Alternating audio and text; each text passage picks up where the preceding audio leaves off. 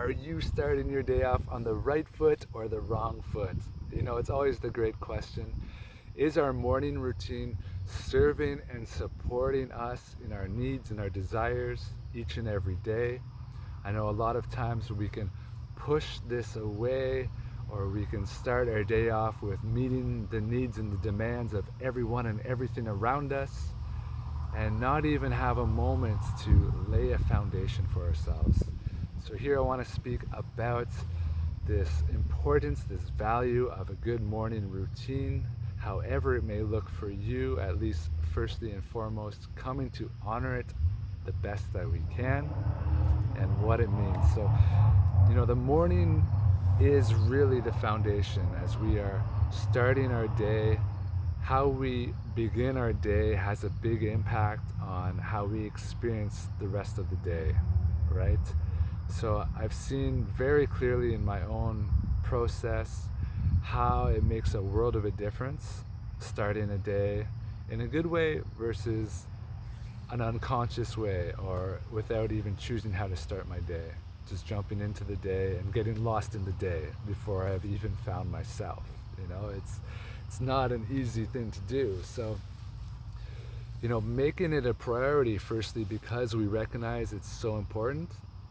Because otherwise, if we don't make it a priority, of course, we just jump into the day and just deal with whatever comes to us. So if we're able to make it a priority, or at least be willing to explore the benefits of a good morning routine for yourself, to see, okay, this has this impact, so I'm going to make it a priority, I'm going to stick to it. So I know a lot of times we also might have certain needs in our day, a schedule, we need to get to work maybe for a certain point in time, or you have an appointment you need to get to. And so we of course need to be realistic and understand that maybe some days we need to let go of the morning routine and free ourselves just to jump into the day and the adventure, and be okay with that. So there's no rigidity towards understanding this, but more so just openly exploring what it means. So I noticed for myself a few things. Of course, the morning is deeply affected from the night before. So having a good night's sleep or getting to bed at a decent hour really helps to wake up and feel good at a decent hour. Now for me, I naturally, if I'm getting to bed at a good time, I'm naturally waking up at a good time. I don't need an alarm to wake me up.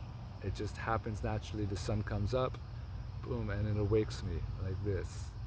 So I think the more that we're in tune with this cycle and with nature, that naturally we are awakened just by the sun.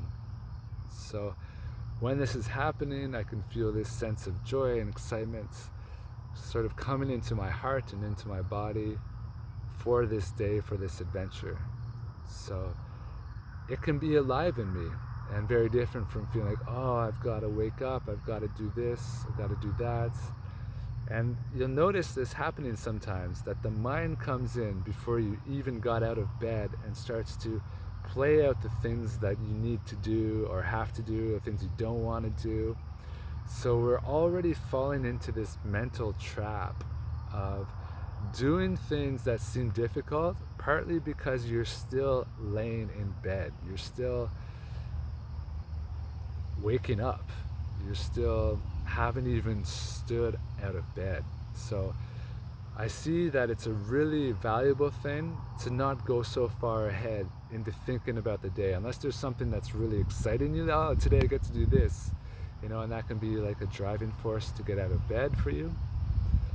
Otherwise, to catch myself thinking about things I need to do that day, it's like, no, it's just take a breath, relax, come back to start my day how I'm best to start my day. So the other trap that I see I fall into sometimes is starting my day by grabbing my phone. If my phone is close to my bed, maybe I'm more likely to pick it up and to start my day by checking messages or going on to social media.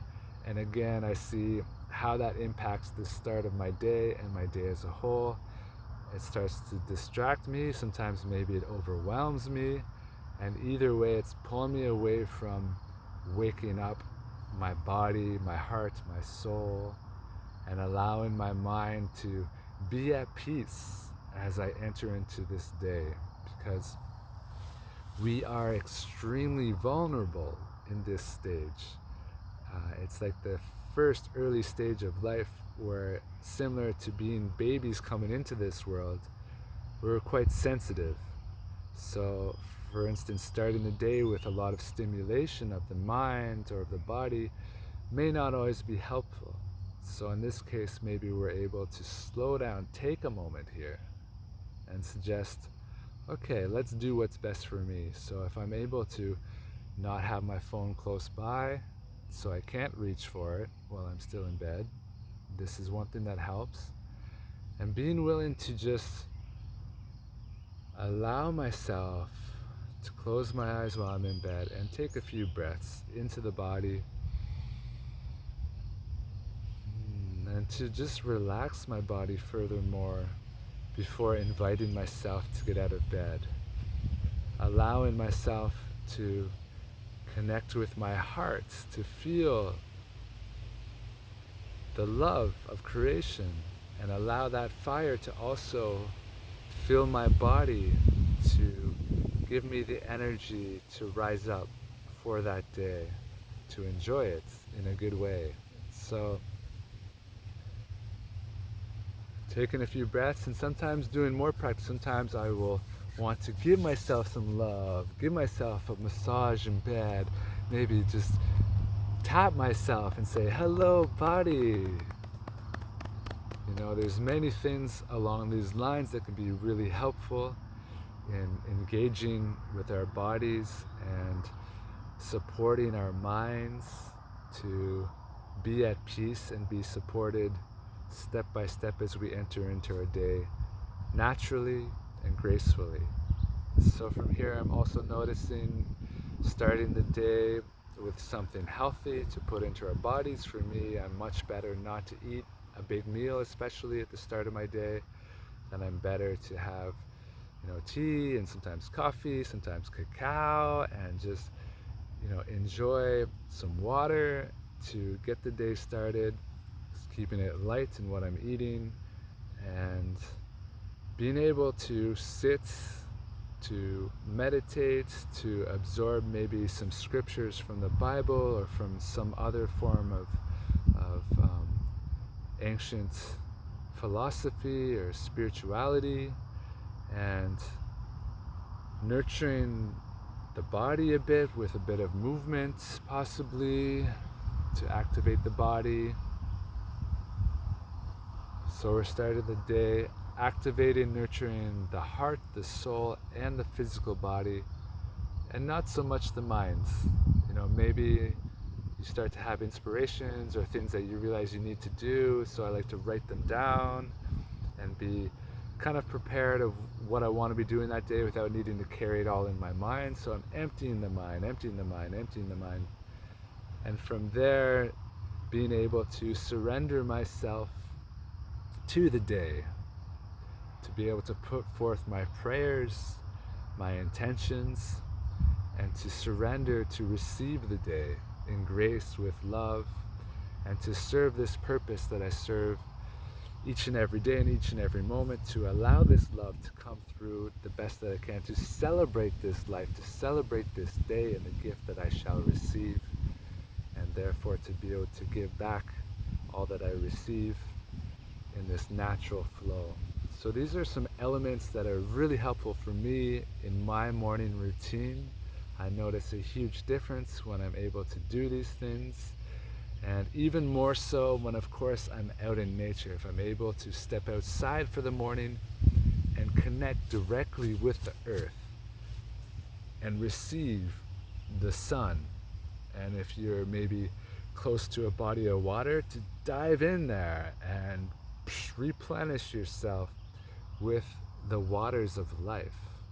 So these are the elements, and of course coming back to the air,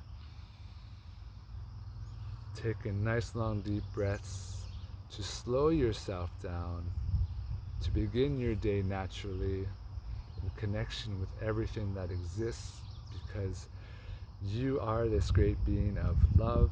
May we honor and nurture these bodies, these hearts, these souls as we continue these journeys of healing and awakening. If you are wanting more guidance or support in any way, I'm here to be of service. As always, feel free to reach out or to like this video and subscribe. Also really helps as I'm sending more of this information out to you and to all, because well, now is the time that we need to share, we need to receive, we need to really focus our time, our energy towards that of which is most important for us as humans. So with love, with magic, as you continue your day forward,